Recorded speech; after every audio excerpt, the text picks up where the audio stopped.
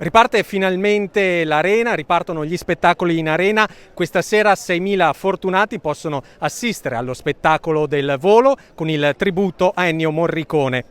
Grande entusiasmo dalle tante persone che sono arrivate da tutta Italia. Felicissime proprio, felicissime. Da dove arrivate?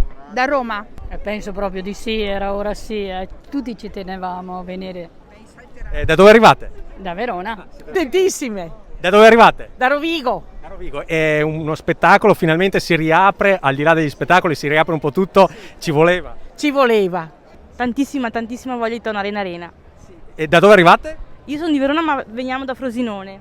Ah però, quindi anche un bel viaggio per arrivare fin qua. Questa è la terza volta che veniamo a vedere il Volo, assolutamente in Arena, sempre. Si torna in Arena, finalmente ci voleva. Direi di sì, assolutamente sì, ci voleva. Un anno di restrizioni, stare anche insomma in mezzo alla gente, sentire anche il caldo delle persone, sicuramente rincuorante. Da dove arrivate? Varese. Varese. E siete venuti fin qua per il Volo. Sì, Assolutamente siamo sì. un weekend a Verona e ascoltiamo anche loro. Importanti anche le misure di sicurezza, è obbligatoria la mascherina FFP2. Hanno dato praticamente questo tipo di mascherina da portare obbligatoria, poi se qualcuno porta uno zainetto può portare una bottiglia piccola, naturalmente senza tappo, non vetro, non lattine e soprattutto che non siano uno zaino di peso superiore a quello consentito dalla Fondazione Arena.